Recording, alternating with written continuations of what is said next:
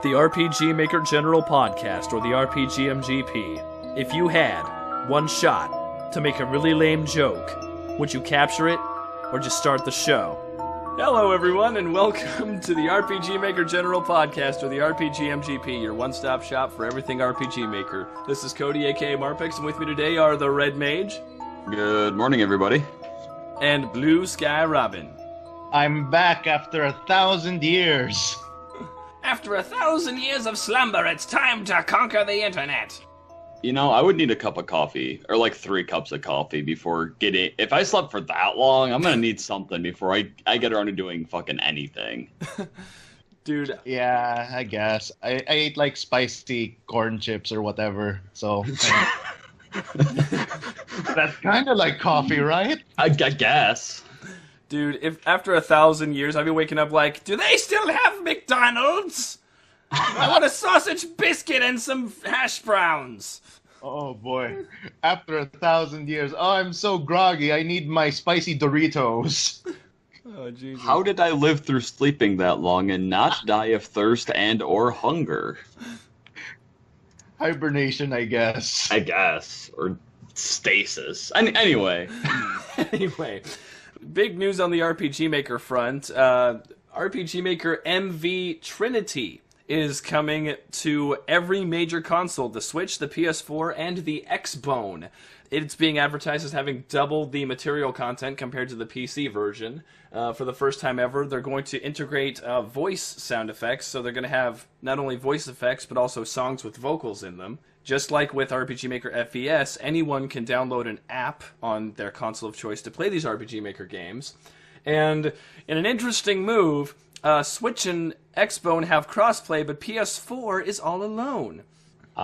So it continues. PS4 continues to just be off by itself on the corner of the playground, poking the anthill with a stick because it has nothing else to do. It can't admit that it might need a little help to maintain its success, but I mean, compared to Microsoft and Nintendo, right? So Nintendo releases the Wii U. I don't need to say any more. And then Microsoft releases the Xbone, but before it even released the Xbone, it shot itself in the foot with its whole sharing games controversy. So with the head start Sony had, I understand why they're doing it, but I agree that they shouldn't be resting on their laurels. Yeah, no, at this point they absolutely need to integrate back into just the overall thing, because I don't have a PS4. I'm not going to get a PS4 because I have friends that have other systems, and it's not worth getting just it for a game that I need to play solo. I'll just get it on the Switch or maybe get an Xbox One and play that way. Play one of those sweet timed exclusives. Yeah. I wanted to bring up the voice thing is going to be interesting. So how far do you think they took this? Is it going to be like hyas and hayas and ows? Or are they going to have like old man narrating a specific introduction? Because then you're going to have, you know, half the newbie games on RPG Maker using this exact narration, which I would find hilarious. Yeah, no, that would be really good. I'm imagining it's more like the Fire Emblem, just like, what? And, oh no! And, you know, all the other voice clips that I can't think of off the top of my head, but those are the two that I remember. But that, or maybe even integrating what Undertale did, so that way you can have like different voice blips for different characters. Possibly, I don't really know what their plan is for it, but I would imagine it's probably just the Fire Emblem route. That'd be pretty cool. What if they hired Microsoft Sam? AU. John Madden. Oh my god. The new RPG hero, Microsoft Sam. Oh my god. I would play a game with Microsoft Sam. Oh god. Hello. I am from a tiny village. My name is Sam. I am here to save the world. John Madden. John Madden is God. the world confirmed. Here comes another earthquake. Oh god. Like he's the X-Bone exclusive hero, and like the Switch gets like I don't know villager noises. Oh shit, that would be funny. I mean, I don't even care if like PS4 doesn't get the voices like that. Oh jeez. In any case, it will add for a new interesting thing. I'm wondering if they're gonna add, the way that the little blurb makes it sound, is that they're voice sound effects material. So is it still gonna be played in the sound effects section, or are they gonna offer a new, I guess sound thing where as part of the text box you can have it play a voice clip when that text box goes? Ooh, that's a good question, because with the other makers, you have to specifically do a play sound effect event and then the text box. Where if they're going to integrate the voice effects, it would make sense to integrate the event mechanics for it. Another thing, since you brought that up, is how many sound effects are you allowed to play when something happens in battle? And when people attack now, if they're going to have the hi-yas and hoo-has, then you need to have a new eventing trigger for sound effects when the attacks go off. Mm-hmm. Because it's no longer weapon specific, it's also character specific. That's true. So I'm very curious to see how they kind of play with that, because it could be a really cool thing that they integrate into that, or it could just be the real lazy thing that they do where they just don't do that and expect the player to continue to do so, or the maker to continue to do so, because that's Degica. So we'll see.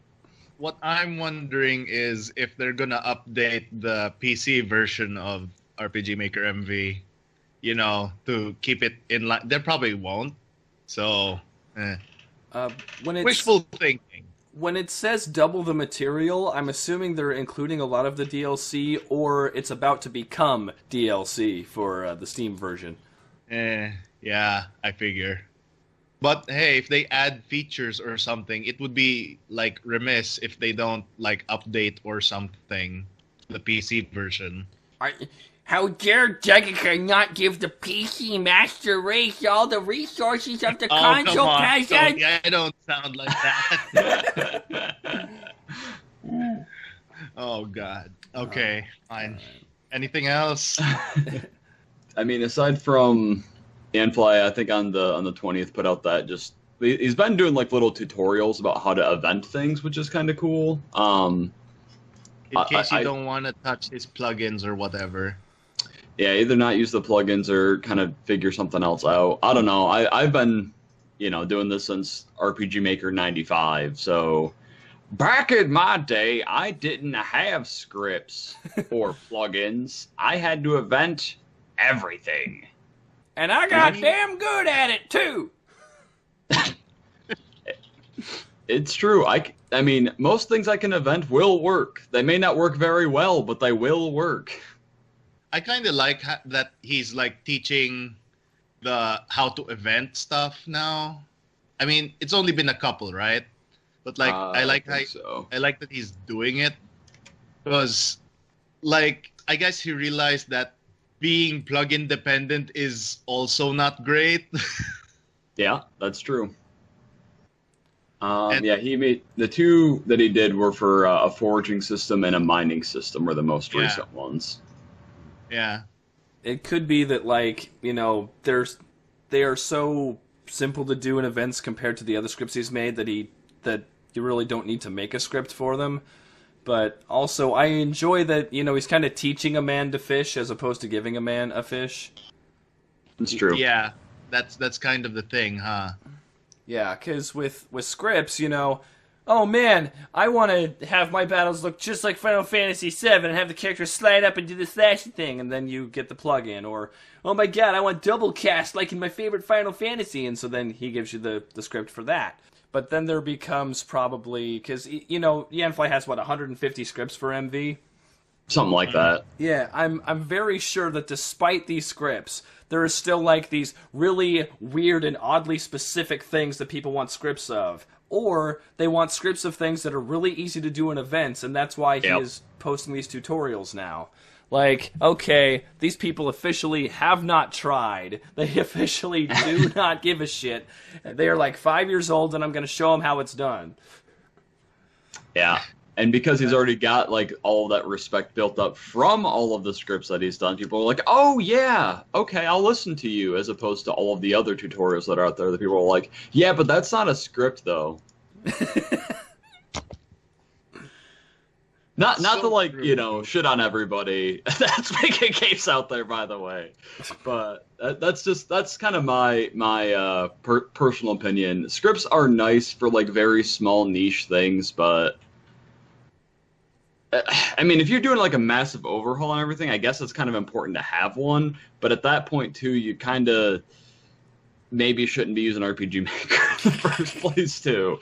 So I don't know, which will come up in our discussion today. I mean, I guess since we're talking about it, I guess we're comparing scripts to like a really variable machine, and it can do a lot, but you have to know how to use it, right?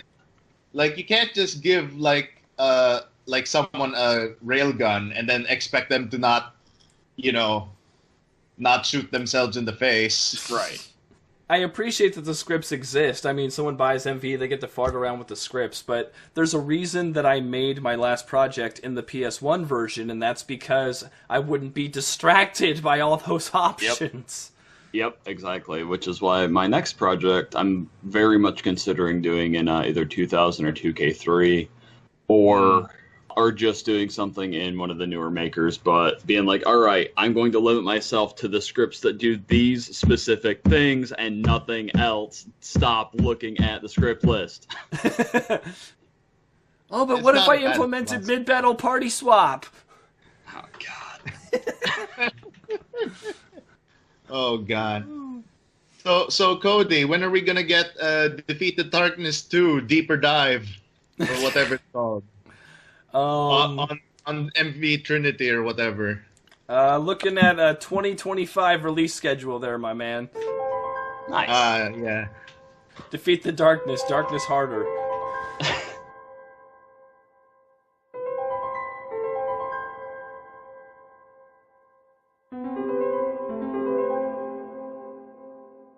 Alright, are we ready to talk about the actual game here? Yeah. I think so. Okay, so the game we came here to discuss is called OneShot. It was made by a studio called Little Cat Feet. It was originally part of a game jam a long while back, like a 24-hour jam, and people liked it so much that they gave it a full release on Steam.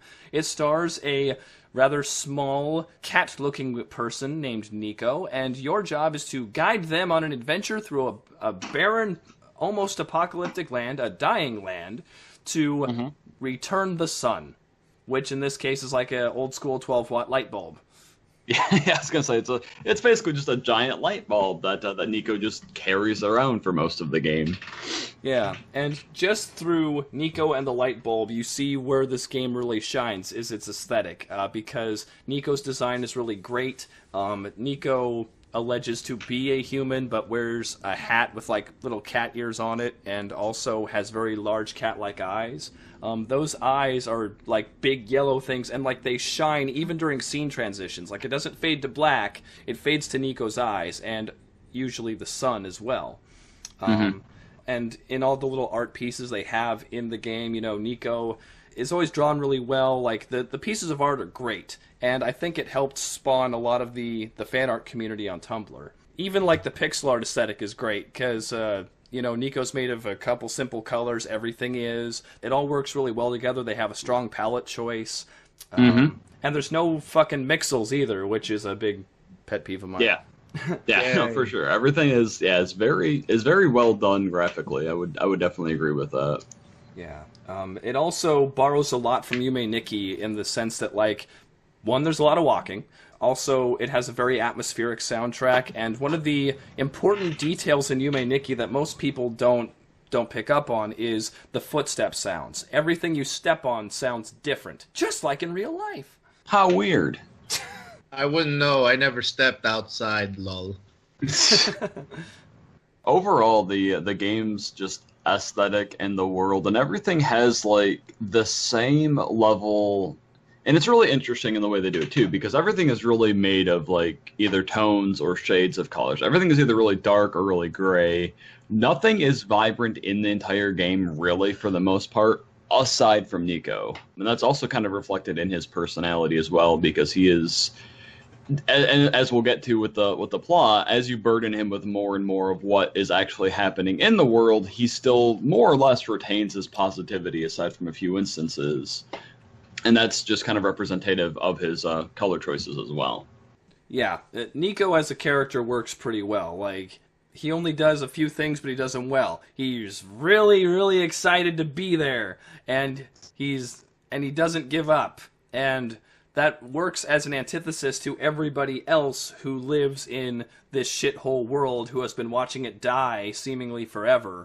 And they count on him to be the Messiah, you know, like he is referred to several times as the Messiah because he holds the light bulb and it's his job to return the sun.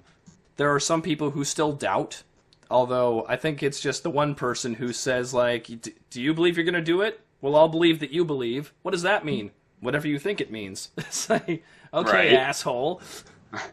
Well, he was in the library, so of course he's an asshole. All those smart people who read books, they're so full of themselves. I think Robin's just having flashbacks to Arya's story over here. Oh, God. We didn't... No, those books are fine. Oh, that's right. We didn't even talk about the biggest aspect of OneShot. So it has a very strong meta element. You, the player, who we will henceforth refer to as Jeff, is very involved in the game because Niko is the Messiah, but Jeff is God. And there are many times where Niko asks Jeff for guidance, and also there are computer terminals where the terminal will be talking to Jeff directly, whereas Niko, not being at the computer, is going, what's going on? Oh my God! And there are puzzles that have to be solved by you, the player, accessing the documents folder and reading documents and having Niko like input these codes and follow these instructions. Yeah, the meta element that's part of the game is very interesting. It definitely gets better as the game goes. Initially, I don't want to say it's weak. It feels a little forced at the very beginning, but like as it goes on, you're required to do more and more just bizarre things in order to put all the pieces together, and that is very cool. Yeah. The early one was like, oh, it made a pop-up appear. Okay, I kind of expected that. And then in later areas, it just got stronger, and I'm like,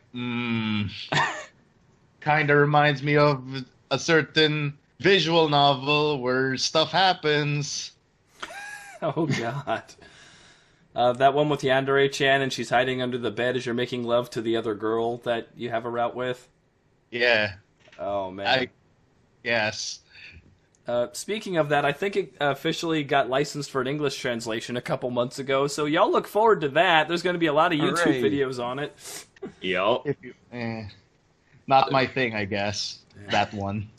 What I also liked about OneShot is that, I guess there's a lot of overlap with the Undertale community in there, and because OneShot was originally a game jam game, and then Undertale came out, and then the OneShot release happened, there's a lot of people who compare it to Undertale in the sense that it breaks meta, but I think OneShot does it a lot better, because as far as I remember in Undertale, not a whole lot happens. Like, oh man, look, I closed your game, wow. Or look, I deleted your save, except I didn't actually delete your save, because that'd be kind of dumb to do.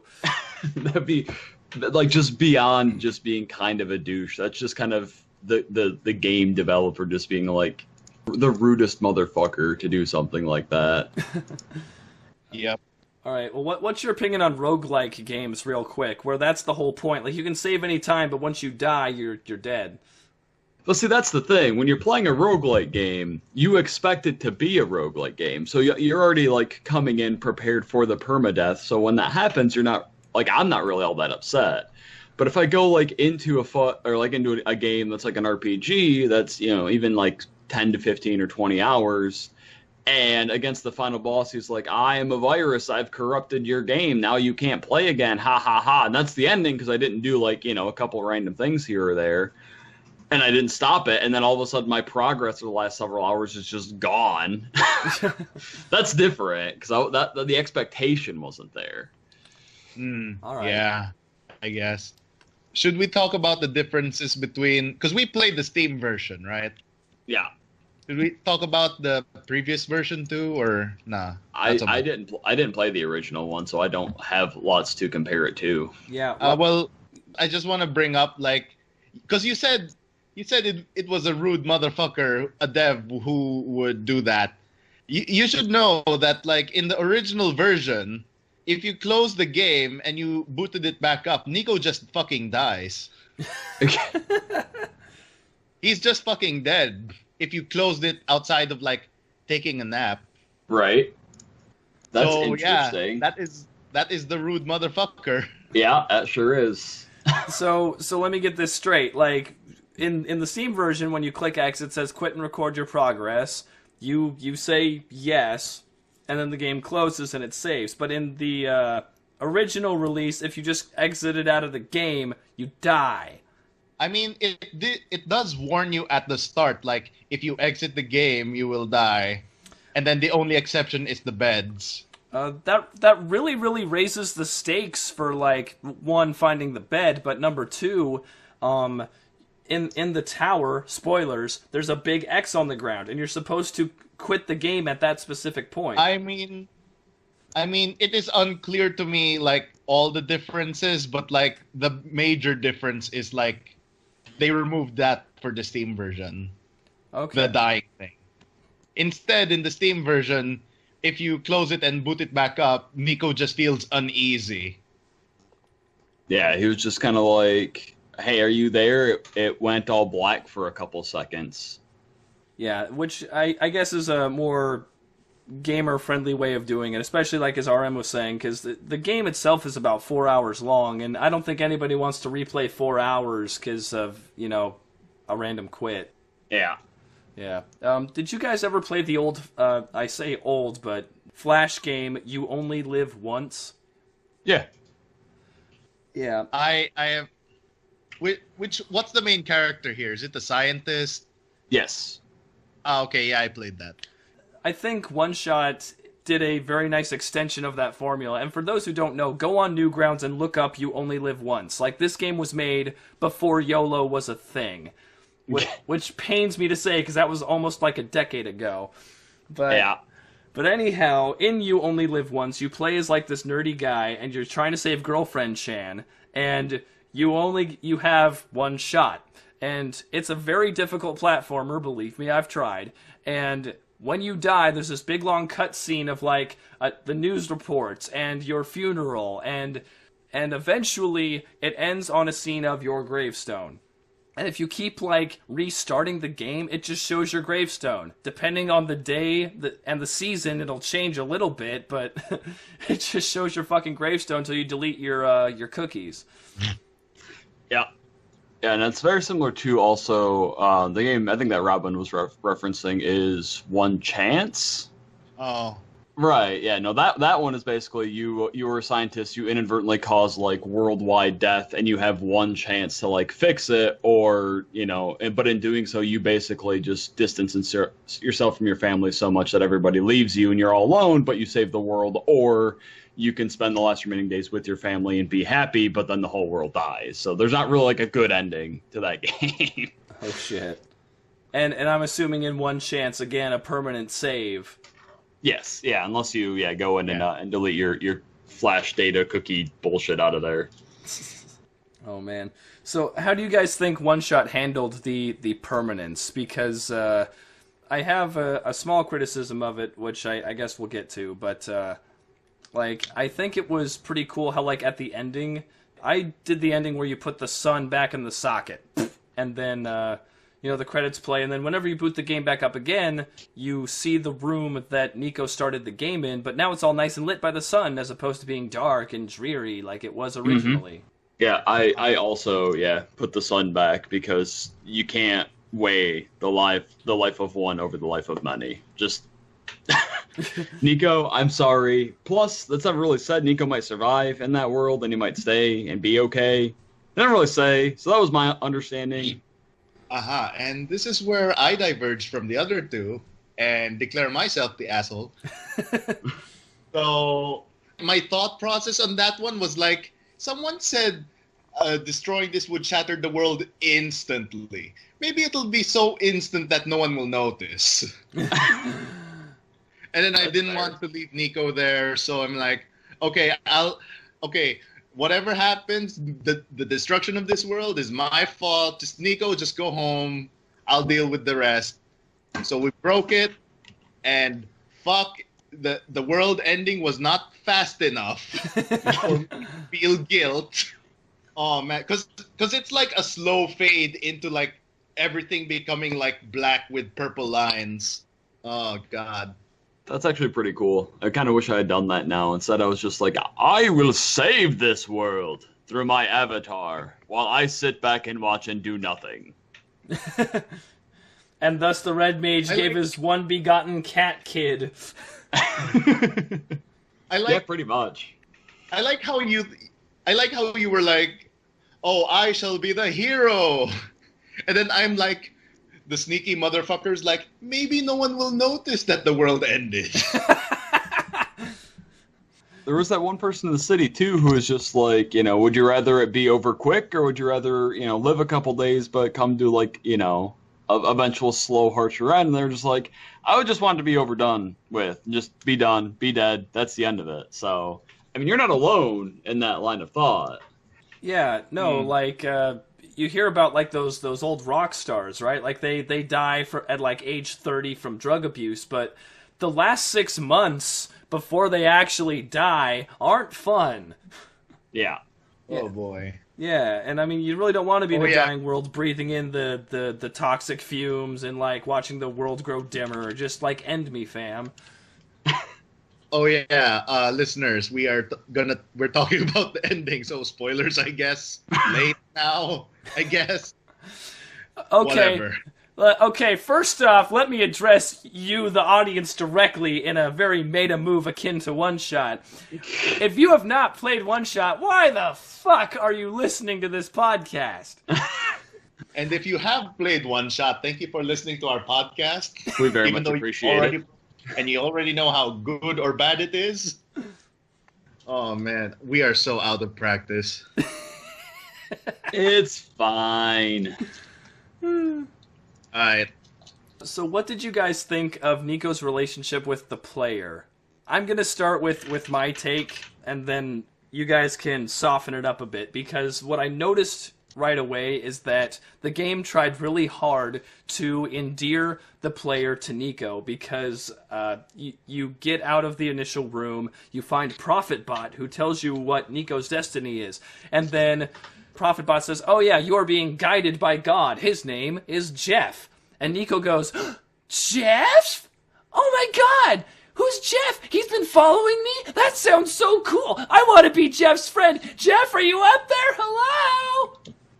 And, like, if I'm 14 and I'm seeing this, I'd be going, that's so cool! He wants to be my friend! But I'm not 14, and I'm just kind of like, okay, kid, hurry it up. We got shit to do.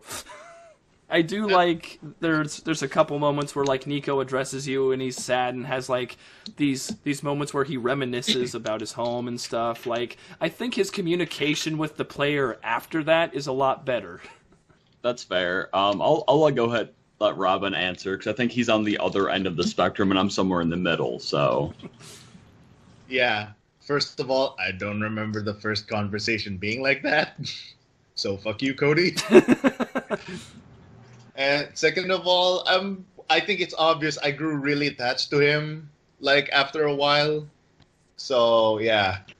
I'm very biased for Niko. Niko is best child. See, because I'm kind of in agreement, and with different aspects too. Because at first, that very first meeting, he is basically just like, what, I can talk to this otherworldly being, and then he tries to, and you don't want to like just shit on the cat days parade, so you go ahead and you're like, okay, sure, hi, yeah, I'm here, hello. But you know, as it was said, yeah, if I was 15, I'd be like, this is the coolest shit ever, man. But at 31, I'm like, yeah, I am your extremely jaded and cynical god. Enjoy this. Oh boy. So the first was a little rough. After that, I thought their use of because Niko himself never makes any choices, only you, the player, does. So the fact that you have all of these choices, and they use that system and that aspect, so that's you talking, and it's the only time it's you talking, is a neat way to do it. Because it differentiates it, so you don't get your own dialogue box. You basically just get these the choice system. And I thought that was a very neat way to differentiate between mortals and the godlike being that you are. But then there's also, and I don't know if either of you did this too, like in the very first area, in the robot room, you can like encourage Niko to talk like a robot. And yes, I did. Yeah. Yep. And he's like, you know, beep boop, I'm a robot, I eat batteries. And then there's a robot up there that's like, actually, that's not true. We do not eat batteries. And he's just like, oh, you made me look like an idiot. And like that was genuinely funny to me. And that was probably the furthest that the game went towards endearing me to this little cat thing. But Oh my, did you guys not ride the Roomba? oh, I rode the Roomba too. Yeah, I rode the Roomba. Okay. I rode the Roomba for exactly 3 seconds before being like, I need to get going here. The world is ending, Niko. Let's get a move on, you little shit. All right, fine. Just proof positive for all those young listeners out there that as you get older, your priorities change. At Or you 15, can be yay, like me and Roomba! At 31, okay, bitch, we're going home. Time to save the world or something. But, Mom! No buts, let's go. Get your ass in gear, little man. Oh gosh. Oh, man. Yeah, those moments were great. They also tried a couple times with, like, when Niko goes to take a nap and, like, has a dream. He'll wake up and then he'll talk to you about it. Like, I saw the wheat fields. I saw my mama. I saw pancakes! Do you like pancakes? Are there pancakes where you're from? Because if not, you're really missing out. Yeah. They do a good job of making him seem like a child in the way that he interacts and questions and that kind of thing. Because a lot of the times, too, he'll, like, people will explain things to him and he's like, yeah, I don't really get it, but okay. But you, the player, understand what they're saying, so it's okay that the little boy that you're guiding, or girl, it's androgynous, does not. So That's another strong step towards endearment because, you know, everyone's in on Niko doesn't know everything, but Niko's faith in you is what keeps the quest going. Yep, definitely. Mm-hmm. Yeah, so this game, you know, if I weren't so fucking old and jaded, this would be a very great game for that. There's something I wanted to bring up in that regard. So I think that everybody who enjoys video games will play one and have a sort of epiphany, like a moment. And for me, when I was 14, I was playing Final Fantasy Tactics, and it's a great game, but also, like, the plot was a little bit beyond what I was used to in a video game. Like, blah, church evil, blah, everybody's a backstabbing asshole. And that opened my eyes to go, man, video games are awesome! And Deldris had a similar experience, which he mentioned in our JRPG General podcast, where he talked about Secret of Mana, when I introduced him to that game. And I'm sure that he had another epiphany of sorts when he entered his teenage years and played, I don't know, maybe The World Ends With You or something. And for some people, OneShot will be that game, because it does really try to endear you to the player in a way that no other game does, and it uses the meta elements really well. Yeah, in a way that not a lot of other games do. One of the earliest examples that I can think of is Earthbound, because you get addressed, like, specifically as the player. You input your name in a couple of times, so that's the earliest that I can think of. I'm sure there's ones from even the NES era, though, where you are directly referenced as someone who is playing the game. but it's never even like in Earthbound where, you know, it's kind of like a paramount element at the very end, and you are required to help beat the final boss because you have to answer the prayers of Paula to help defeat Gygus. Even then, even with that much investment, OneShot still goes like way above and beyond with involving you as a person in playing this game. You're playing it on like 2 different levels at the same time, and no other game that I know of does that. Yeah, especially at the end where there's that Clover program that you have to run, and there's like an overlay which helps you pick the right door for Niko to go through.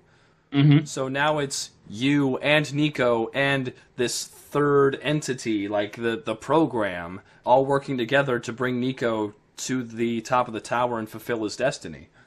And so with that, I mean, the fact of the matter, I mean, the game does a lot of things really, really well with that, and just the direct player involvement is, like I said, some of the best I've ever seen in a game. Just about everyone has played or at least has heard of Doki Doki Literature Club, where you know, you do also have to manipulate some of the files to do so in order to progress in the game. I don't know if Cody, you got to see it in Solstice, but near the end, your 3 allies basically become extra file folders in the game, and you have to drag and drop things from one folder into another to open the final door. And as you're moving parts from like one folder to the next, the characters disappear in game like immediately. So the game is like, you know, actively watching and seeing what you're doing, and it doesn't take like a second to update. Like, you don't have to go back over and highlight the window for it to be the active window for them to disappear. They disappear as soon as you move that file. Oh shit. Yeah, it's super cool. Yeah, no, I didn't get that far into Solstice, but that, man, yeah, that's fucking nuts, dude. Yeah, it's super Listeners, cool. spoiler part 2. Solstice is like another path. Yeah, it's like New Game Plus, but better because you find out more things about the game. Yeah. And I thought it was pretty cool how Niko handled being meta aware, because he got brought back, and there's a lot of things that he sort of remembered, but everybody else was clueless. So there's a couple times we had to like act all cute and be like, oh, yeah, the Jeff told me this would happen, and everyone's like, oh, because he totally said something that was about to happen, or he shouldn't have been able to know. Yep, and there's a point, too, where you're talking to the bird siblings, and he addresses one by name, and they're like, how do you know my name? And then the other one's like, well, he's the Messiah, duh. Oh, boy. Yeah.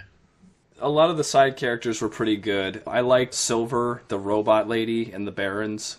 There's a lot of implied backstory there, which is nice. You know, it's one of those, if you look around and read, you'll see why Silver's so sad and alone and stuff. And then the bird kids, Calamus and Alula, they were cool. Maze, which, I mean, she doesn't look like corn at all, but she came from a kernel, so whatever. Right. You know, for the little time Maze was on screen, that was pretty harsh. Yeah, she was a very like jarring tone shift character. I know, right? When I first saw her, I was like, is this a villain? She's asking for the sun. Is this a villain? Will my game end if I give her the sun? This is where I was the asshole, and I immediately handed it over like, show me you're gonna break this game. Show me. Yeah, did anybody say no out of curiosity?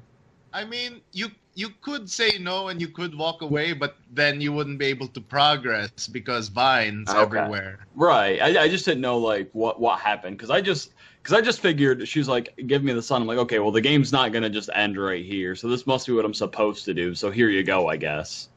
I mean, it took me like 15 minutes to finally decide. Okay, I'll let you borrow the sun.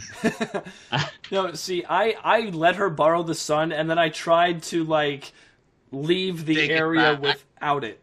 Like, because I thought, oh shit, it actually removed it from my inventory. Niko's no longer carrying it on screen. It's with Maze. Okay, I'm gonna try and go to the next area now.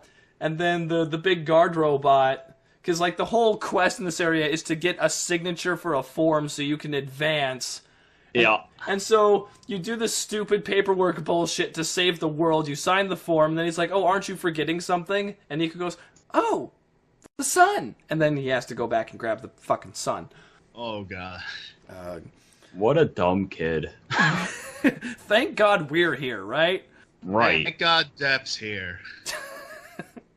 I can't believe that's the name you went with, Cody. Oh well.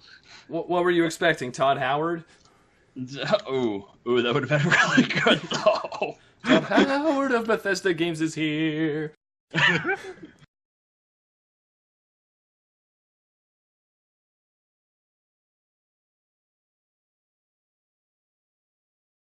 Are we ready to talk about the issues we had with the game?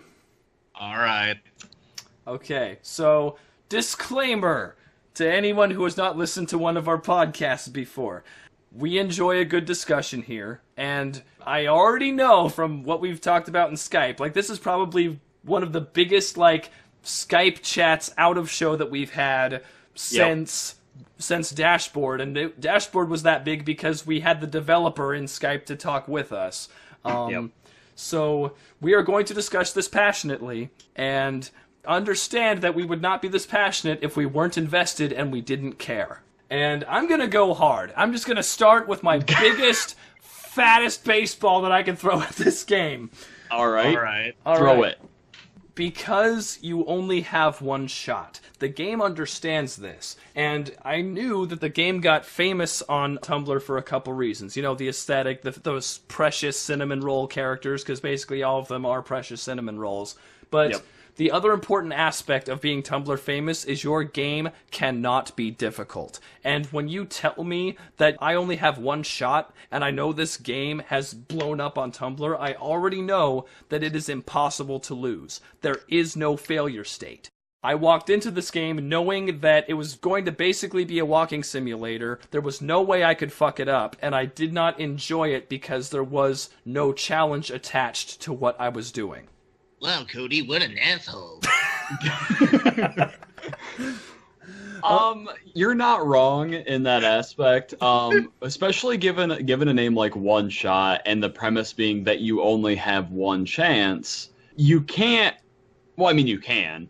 You shouldn't expect the game to be that, where it, could play out more like something like Ebe, where you could just walk the wrong way, step on the wrong tile, or, Arya's story with the bookcases, where you just bang, you're dead, that's the end. You lose, good day, sir, play another game. Those things aren't going to happen, because the game itself has is one shot, unless the idea, of course, and they could have taken it in that meta element, that other direction of, Niko gets killed in this aspect, so then when you reload your game, to him it's just a nightmare, and then you guide him around this hazard, but that involves you replaying the same parts of the game so many times, and you learning things, which is kind of neat, but I didn't expect that coming in, especially with how cute and cuddly they made this little boy. Or girl, again, androgynous, sorry, I'm assuming their gender.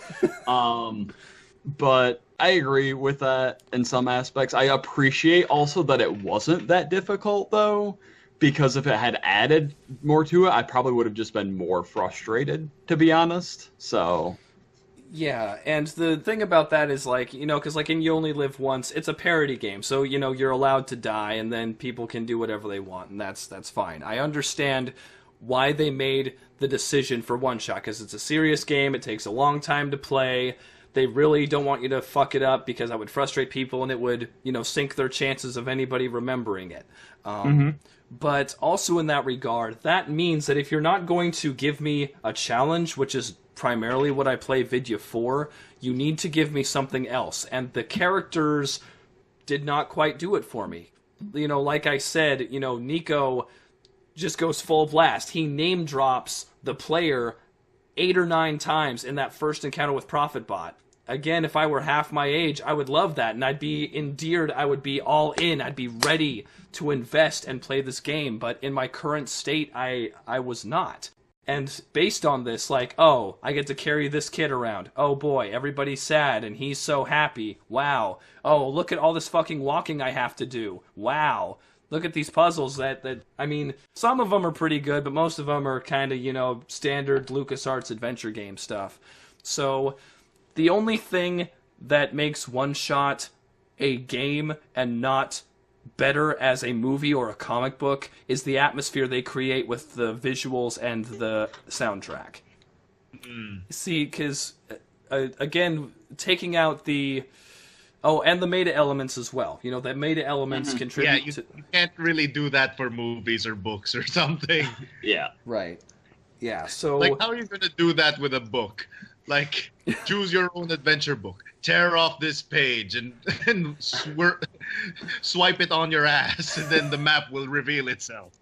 Well, there's a book called Destroy This Book. I don't think it's the same kind of thing, but all right. Yeah, like, my brain was not wired for this game. And, you know... Clearly, you know, it's not for me, but I walked into a Long John Silver's and all they had was seafood. What was I to expect? You know? Right. So I can get off that topic for a second. Going to the walking, I have mentioned this in a number of like Skype chats and Discords, and I think even on 4chan a couple times. I'm not a big fan of the dash button. I think that dashing has its place in certain games, like in Suikoden. You can bring... God, I forgot his name. Stallion. You can bring Stallion with you, and he has a rune that lets you run. And because Suikoden has like a lot of backtracking and recruiting characters, that makes sense for Suikoden to have that sort of functionality. It's very hard to turn off in RPG Maker, so I've said many times, this is what I'd do. One, I would either make the walk speed so ridiculously slow that you have to dash all the time, or two, I would make every map twice as big as it needs to be, so you're gonna have to dash, you're gonna hate my maps. And people kept saying, oh, Cody, you're awful, you shouldn't do that, blah, blah, blah, you know, it goes against game design or whatever, I have opinions. But... Sorry, continue. But you're giving RM a heart attack or something. But OneShot does both of those things and makes you walk a lot, and everybody loves OneShot. To be fair, Cody, it also says fast travel is a thing once you've already visited a place. That is true, but there's a couple of caveats to that. For one, you cannot fast travel while indoors, and indoors is just as big as outdoors. I'm okay. The other thing is fucking, again, why have that functionality in the first place? Why not just have him dash all the time? Why do I have to turn auto dash on if you've designed every map for dashing, and using the walk function is just essentially crippling myself? There is not one instance where walking is more useful than dashing in this entire game. Yeah, that was one of my big grievances as well. In games, having the dash be available for you to, like, escape from monsters is fine, but... Because even in those types of games, you know, like the horror walking games, that sort of thing, there's still no reason to walk, ever. Ever. Just... If you're going to have the dash in the game, either make it limited or just don't have it. That's pretty much the end of it. There shouldn't be an option to dash, unless it's so ridiculously fast that you can't control it. I guess. But in RPG games, a lot of people like to have that thing because it's still a grievance that I've got with older games too. Like in Final Fantasy VI, I always had somebody equipped with the sprint shoes, or not sprint shoes, running shoes. It wasn't sprint shoes. Anyway, because you can move at double speed. In Chrono Trigger, there's no reason not to run in any instance. It's stupid to have that in there. There's no reason for it unless you have a scene where you need to sneak up on something so you have to walk.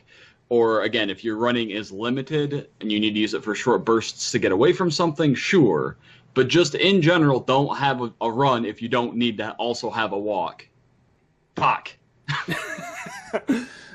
I think the best game we've played on this podcast for managing your stamina is Barkley Shut Up and Jam Gaiden. Ah, fuck you, Cody. Yeah. No, really, like... That dash bar was not long enough, ever. Well, if you ever happen to watch the speedrun done at, like, AGDQ 2014 or some shit, the guy made it work. He managed to avoid basically every encounter with that dash bar. And again, like, in Barkley, the maps were designed around it. Like, the enemies are touch encounters. They will run after you really fast, and they have a certain zone in which they operate, so managing your stamina is very important. Yep. And in that game, it worked very well. But in other games, it's not. There's no point to having it. Okay, so what you're saying about Cody's walk speed is it is too slow. Because you're talking about the world being super big, but I can see how it kind of has to be. Because it's a world, right? And like, okay, maybe it has to be this big so that it kind of fits. Because if it's too small, it's like too compressed or whatever. Or the maps feel cramped or shit like that. So I can understand that the maps need to be kind of big. And well, yeah, he does have pretty poor walk speed. I'll agree on that. But like, he's also like a kid. Can't blame him for short legs. Well, right, but it's less like the flavor and more just the mechanics. Why have a walk when run is available all the time?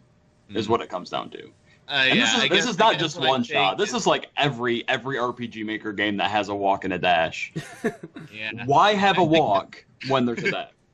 Okay, I guess what I'm saying is like I understand why they did both, but I would prefer if he did move faster all the time. Yeah. Like, I understand, Robin, why they did it, because they wanted to, I think, evoke the Yume Nikki kind of atmosphere. You know, like, you spend a lot of time walking. It's dreary. It's very... God, what's the word? Melancholy? Well, yeah, it's melancholy, but also it's very isolating. You know, you're very alone for this whole thing. Mm-hmm. All right.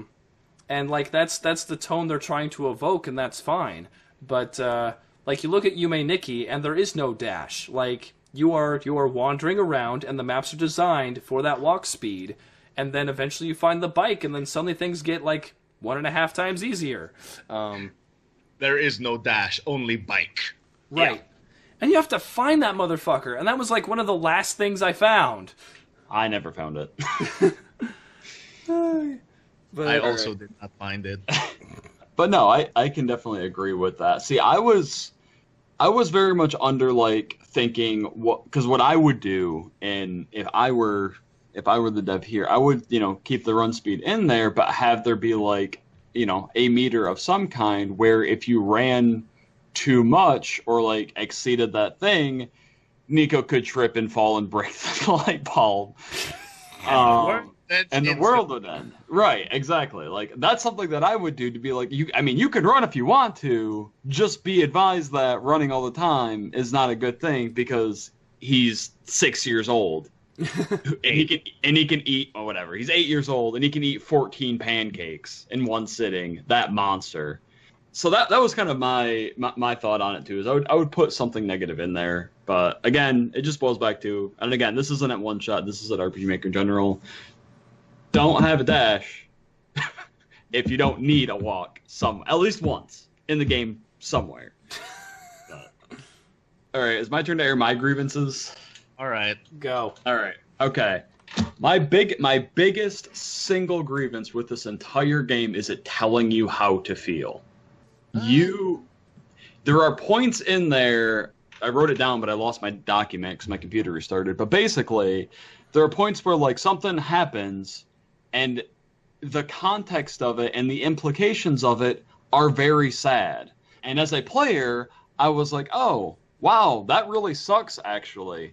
And then Niko's like, oh, man, that's sad.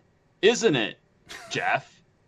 And I'm like, well, it was until you just blatantly told me that it was supposed to be sad. So now, because that's how you want to be, you little shit, I don't care anymore. So that was my biggest thing, especially and it happens in Solstice as well, where you are helping Cedric repair the plane. You need to get gears and a battery. The gears, you go and talk to like this junk trader who's like, I'll have this music box, and it's like one of my favorite things, but you can have it. You're the Messiah, you need it. Okay, sure, no problem. The battery is basically the thing that's powering all the robots. And all the robots are just like, yeah, dude, go ahead, take the battery. And Niko's like, oh, no, all these robots are not going to be alive if I take this battery. Dude, they are robots. They do not care. One way or the other. Just take the fucking battery, my man. And it's just the game hitting you over the head with, are you sad yet? Do you feel guilty yet? You're destroying everything around you to complete your quest. Is it worth it? I mean... That so much. If they would just let things sit and stew and let me figure things out for myself, that would have so much bigger impact in the game being like, this is what it is. Because at that point, it takes me out of the experience of having to be told how I'm supposed to feel for this particular situation.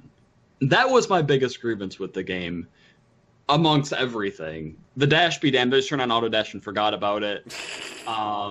You know, the difficulty again didn't really bother me because if it was more obtuse and difficult, it would have just made me more frustrated. At the end of the day, just the game that's trying to evoke all of these feels and then telling me what those feels should be really just got on my nerves after a while. Did you just assume Red Mage's emotions game? Right, exactly. All right. Wow, you two are grumpy grouches.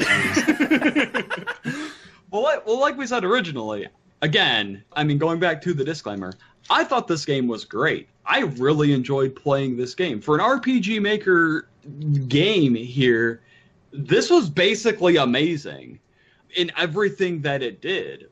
But the one thing that it was hinging on, which was emotions, they can't tell me what those are supposed to be. That defeats the whole point. I mean, because here's the thing about that though. He's not narrating for you what you should feel. He's saying what he feels, and he. I mean, fine, fuck it, never mind. Be grumpy grouches. All right, no, Robin, I'll give you a second. I'll fill in for you so I can give you a second. So yeah, Red Mage, that's very interesting to me because like when I was first playing the game, you know, I saw all these characters and they're all, you know, super precious cinnamon rolls must protect, and I was immune to that, thankfully. And like I was like, man, but you know, they know who they are. Niko is that vibrant protagonist that you claim to love so much in every other RPG that you play. You know, what's your problem with Niko? What's your problem with these characters specifically? And I think that really answers it for me, because in those other games, you know, it's like, ha, I'm the hero and I'm going to defeat the bad guy. Ha ha ha, I am the bad guy and no, you shall not defeat me because you are just the hero.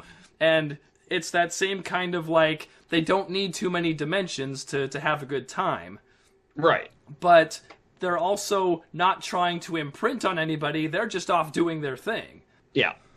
There were a number of instances, like one of the best handled situations in there's, like you mentioned, Silver, you know, the robot in the beginning, and then her creator. Because they give enough about it. Granted, when you talk to the creator, it's a little bit overdone, and it kind of loses some of its feeling there too. But when you start putting the pieces together, it's really interesting and neat to see that aspect of those characters, because it's one of the few things that it seems like that's not just out in your face. They also could have learned a bit from Majora's Mask a little, especially like on the final day, because the world is ending and things are kind of shitty, but nobody really seems to. I mean, there are characters that like talk about it, but nobody is ever like really that upset about it, it feels like, except for Niko. And I get kind of the fact that this has been going on and decaying for so long that everybody's kind of just immune to it, and they do lampshade that as well. I guess, again, just let me figure things out, game. I'm not 12. I know how to think critically. That's kind of my biggest grievance, is just that I never had a chance to like put my own things together, because by the time I was either figuring it out or shortly thereafter, the game was like, oh, hey, by the way, this is what it is. This boils down to accessibility. If it didn't do these things, it would be less accessible, which means less people would like it. Full stop. Yeah. And when you make a piece of media, you know, you look at, like, the Marvel movies. They're not very deep, and that's by design, because they need to be accessible, they need to put asses in seats, and they need to entertain a very wide audience. Yep. Yeah, no, if this was, I completely agree. If this game was tailored to my personal preferences, there would be a very small number of people that would like it. And I fully understand that. And that's like I said, these are just my personal grievances. I think the game is fantastic all the way around. It just didn't fit my particular niche tastes, and that's perfectly fine and acceptable because with all the game development that I've been doing on the side, all of this thinking critically has now made me look at everything critically, and I kind of hate it a little bit because I can't just enjoy something for what it is anymore. I finally feel your pain now, so. That's kind of that. So that's my big grievance. Again, like I said, I understand why it is the way it is, and it makes sense that it is the way it is. It just didn't work for me. That's fair. Robin, was there anything you wanted to add to that? Yes, my grievances of the game. I regret my words and actions. Did I say it wrong? What? No, I said was there anything you wanted to add? And you said, yes, my grievances for the game. And I'm like, okay. I mean, we were still talking about it, right? Well, I mean, originally I was talking to Red Mage to buy you time to talk about the things that, because it sounded like you wanted to prepare a defense for whatever Red Mage was saying. I mean, I'll say this: he's not wrong. I guess he's not wrong. I mean, those problems are there, but I guess it didn't affect me because I was already into it. Because I'm just that kind of guy. Right, and like I was saying, there's absolutely nothing wrong with that. That's kind of the point where I'm at with media in general, is I don't want to be told. I like, as far as like TV tropes go, like all of the fridge brilliance and horror and all of that, where you have to like connect the dots. I love that shit so much, and being deprived of that is just like a pet peeve of mine. That's the word I want. So again, you're not wrong in any of the capacities either, because the game itself does need that, because there are a couple of things that I had to jump through some hoops to kind of figure out before it was said. And so there may be folks that are too caught up in the story to really, think about these little, other details that are being mentioned. Yeah, and so they need that, right? that extra little bit, and that's perfectly fine. I was just going over this entire game with like an extremely analytical eye, but again, the cool shit that it does far outweighs my grievance with it. Right. So we all agree that the cool shit at like the end of the run is like really good, because that blew my mind when that happened. So. Like the very last scene with Niko? I mean, no. I mean the author thing, where the author's sending pages to help you. Oh, with the overlay, that was pretty cool. Yeah. Yeah, the overlay. Yeah, the overlay was really neat. The very end. My mind. I did not think it would do that at all. I don't know, because I remember, Cody, you said you didn't get quite to finish Solstice, but. The very end, if you didn't watch it, you're back in like the main room, and Niko, says his goodbyes, and he walks out the bottom door, and then he just walks across your desktop to like the bottom of your screen. Yes. Oh, that's like, yeah, it's really cool. It's just it's a super awesome effect to have at the end of the game, because it's him, leaving your system. Yeah, that ending is actually a combination of both of the endings before, where the world is saved and he gets to go home. Yep. And that's probably my other, and this is a very minor grievance, was just how, like, cheesy and hammy and sappy the ending was. Because, okay, sure. Because the big bad, the thing that you're fighting against all the time, was just kind of like, it was like a scared little kid on its own too. So I mean, it was a mirror of Niko. It didn't realize what it was doing until it was too late. And the fact that Niko's able to like talk to it and calm it down, and everybody's happy, and you save everybody in the world, and Niko is saved, and everything just ends on like the happiest note possible.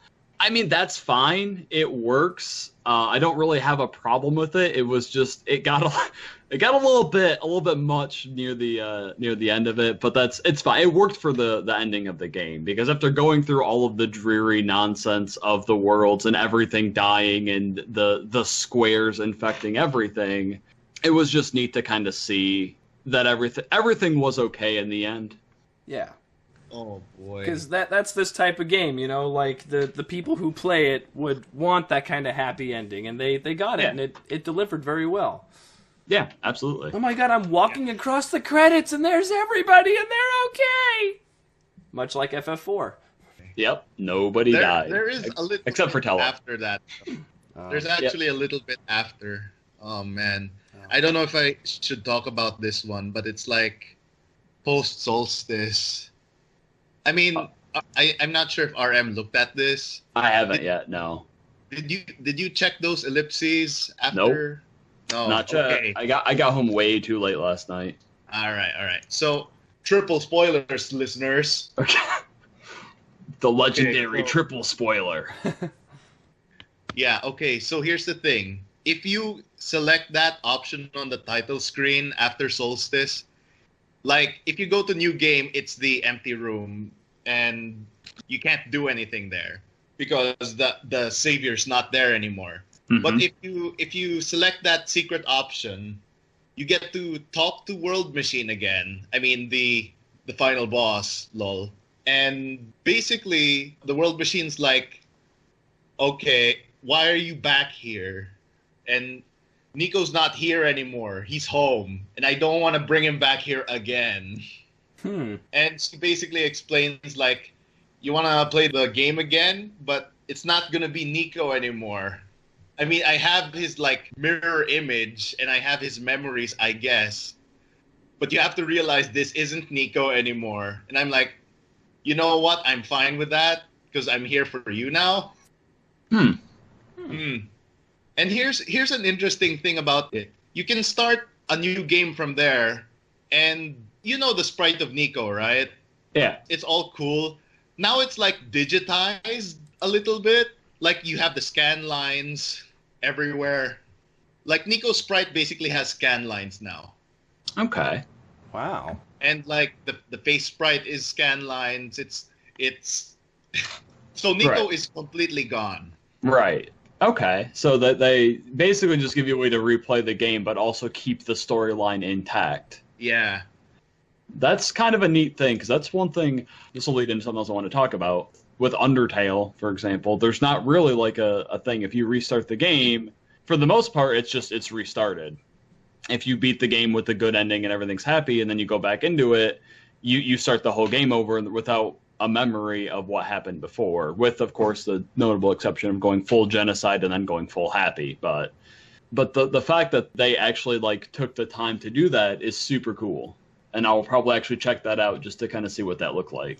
Right, because in the world of OneShot, everyone else is part of the game. So Niko, being a digital reconstruction, still interacts with everyone else in the game normally, I assume. Mm-hmm. I would imagine so. Okay, interesting. Oh boy. And then digitized Niko would attempt to talk to the player again and all that stuff. And okay. Yeah, basically, you can play the game again, but the actual Niko is no longer there. Right. That's pretty sick, yo. It makes sense in the end. And this world isn't real. Speaking of that, I got another one that I'd like to. I got another arrow in my quiver on this game, real quick. Okay. So, like, I understand that Solstice is required for the full game experience because they don't expand upon the whole "I'm a robot but I was not tamed" thing until Solstice, and that's fine. Yep. But what gets me about OneShot is the way they handle that first ending, the ending of the original game. So you're taking the elevator, and they're trying to force drama between the author and the world machine, which in the original game is called the entity. And basically, you are told, like, hey, the entity wants you to destroy the light bulb. But if you do, Niko gets to go home. Now, knowing that, the author also says this: the entity will try to trick you into breaking the light bulb. He never does. He literally never does. He doesn't do a single goddamn thing to trick you into breaking it. The entity says, hey, if you break it, Niko gets to go home. And then the author says, oh yeah, he's totally right, by the way. And that's it. That's fucking it. They're on the same page. The other thing about that is, going back to, I think, the expected audience for this game, the entity tells you that Niko gets to go home if you break the light bulb. He doesn't tell Niko this. I don't know what happens if you go the other way, but I was completely honest with Niko. I'm like, yo, if you screw this thing in, you're stuck in this world forever, and you don't get to go home. So just be aware of that, okay? And he gets sad, obviously. And the ultimate choice to put it in was still mine. I still told him to put it in, and he goes, well, I'll be stuck here, but that's okay. And then he screws it in, and then the world is saved until the DLC. Did anybody stay silent during that elevator ride? Okay. Because Nope. I'm super curious, like, if you say nothing, does the option to break the light bulb ever come up? Does the entity, like, try to talk to Niko and say, look what Jeff has kept from you? You know, because my ending for that seemed rather bland in comparison to what could have been if Niko had continued to build doubt and uncertainty. Because there was a part earlier where the entity tried to say, Jeff's not here, and never allowed you to talk. So for them to expand on that would have been really cool. Yeah, I can agree with that. No, I was just of the camp, because I was doing it as I would do, and being like, look, kid, this isn't going to be a very happy ending for you, more than likely. But this is your job, and this is your destiny, so you're going to do it whether you want to or not. And that's the way that I approached it. And even in Solstice, you have a couple chances to like tell him the truth too about different things, and I always did because I don't see a reason to lie to the kid. But that would be a very interesting way to replay the game, especially now with what Robin has said, and that the game basically just generates like an image of Niko for you. What if you make all of these decisions that you didn't make the first time, where Niko or like the world machine wouldn't have had the data to know how Niko would have reacted? Does the game know that, or is it just gonna, pretend as if, you did and, nothing's changed? I imagine it's the latter, but it would be very interesting if there was just I don't know what he would have said here. I think it's the latter. I'm sure also. It is. Yeah. Oh, boy. But how cool would it be? Insufficient data. Yeah. And then the game just crashes. Yeah. Yeah. It's like, Wow. Yeah, because I'm trying to think. Unreal. So, Robin, were you quiet with Niko? No. My thinking was, okay, I'll tell him what the entity told me, and then I'll also tell him, look, all this shit, just go home. Fuck the world, just go home. I'm trying to... Because I already felt really bad for him, right? Because it's like, he doesn't belong here. He has a mom, he has a town, he has a home, and if he stays pancakes. in... Yeah, he has pancakes. And if he stays in this world, the world kind of will eventually decay, even if the sun is back. So I'm like, okay, if he stays here, he will probably be fucked over. So I'm sending him home now. And then also, maybe instantly killing the world will be unnoticeable. I'm trying to construct a scenario in my head of like, okay, let's say I stay silent. Niko has no knowledge about what breaking the light bulb would do. Does the entity then step in and say, look, Jeff has abandoned you again. If you break the light bulb, you get to go home. Or maybe you get text boxes where like, I can't keep quiet no more. Yeah, I might do a quick run through again. Mad. Oh god. I do not know what happens either, but like, I guess I'll just have to play OneShot again and see what happens. Yeah. So, all right, the last thing I wanted to bring up, which also does kind of relate back to my initial point of being able to put things together and it not coming out and being said. This one they really couldn't come out and say without seem really petty is the dude in the library that's fixing his books. You're really hung up on that guy. It was such a cool part. So Okay, fine. Explain. Okay, so basically, when you go to the library the first time, there's a dude that's in there, and he's basically bitching because he had written all these books, but then the author, who has written basically every book in this world, had already basically written similar books, but people liked those books more. So he was trying to go back in and edit his own books to be different from what had already been done. And from my understanding, which I haven't looked into this at all, but my assumption is he wasn't there when like their initial like draft was done with OneShot and the basic 24-hour game jam. So between that and the full release, Undertale came out, and Undertale what had this extra meta element to it, and so then that got a whole bunch of praise about this meta element, and OneShot, still did, but not to the same degree. So you have this dude in the library that very much just feels like it's the creator not directly bitching about Undertale and the fact that it came out, and because of that timing, their sales kind of suffered or anything like that. But you can kind of feel just the frustration of, I tried to do this really cool thing, someone else did it else before me, and they took it in a different way, but everybody liked it a lot more than what I had, so by the time this book even came out, nobody cared as much. And you kind of really just feel for the game dev if that's what they were going for, because it really felt like, to me, that's what they were trying to vent about. Yeah. So it was just a very interesting scene, like just a character to me in that respect. Oh, dude, and, that's why everyone online is, so secretive about their game projects, because, it's very easy for someone to say, oh, you're on 4chan, no one's going to steal your idea. But if it's a really good idea, someone's going to take that shit and run. Yeah. I mean, and you need to look no further than, the million Flappy Bird clones out there. It's true. And fucking, arguably, I think OneShot handled meta better. But that doesn't mean anything. I agree too. Because Undertale had the Homestuck fandom behind it and made a shit ton of money. Yep. And then the fan base became cancer, I guess. No, Undertale is a shoot off of Homestuck. It was always cancer. Shots fired. We're gonna die. Hey, I've got some cred. I read up to chapter 4. I'm good. 4 out of 400. I don't know. Well, oh, jeez. The way chapters in Homestuck go, it's exponential. So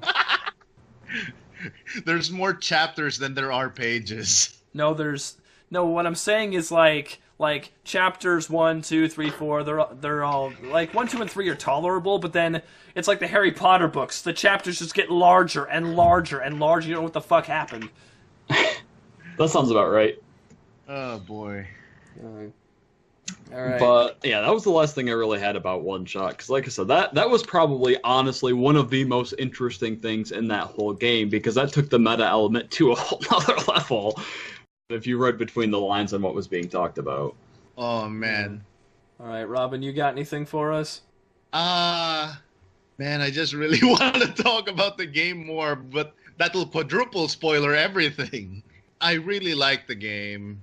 Well, the story is kind of basic-ish, but it's easy to get into if you aren't super Grinches like these two losers.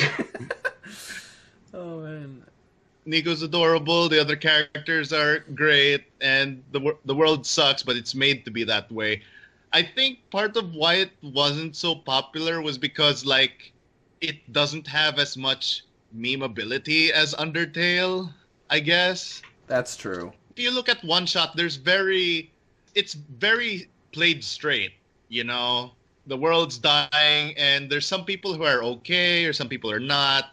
But it's there's not a lot of memeable stuff haha, I'm Papyrus, I speak in Papyrus text. Or, do you like anime? You know what I mean? Yeah. So, Yeah, OneShot had a little bit of what I would call Tumblr speak, especially with the engineer guy who just never uses punctuation.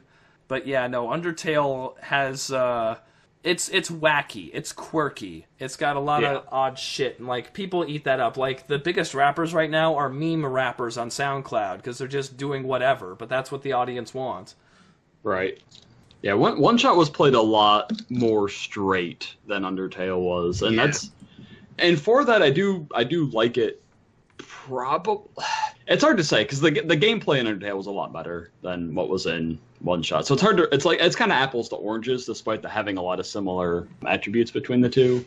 I can't really say which one I did like more, but I did very much enjoy this game, pretty much all the way through, with the small grievances aside. Fun? I've heard that word. I think I remember having it once. It was awful. All right. on that note, then, I think we're going to call it. Thank you all so much for listening to the RPG Maker General Podcast or the RPG MGP. This is Cody. We'll catch you all next time. This is Red Mage. We'll see y'all later. This is Blue Sky Robin, and I guess I'm gonna sleep another 1,000 years.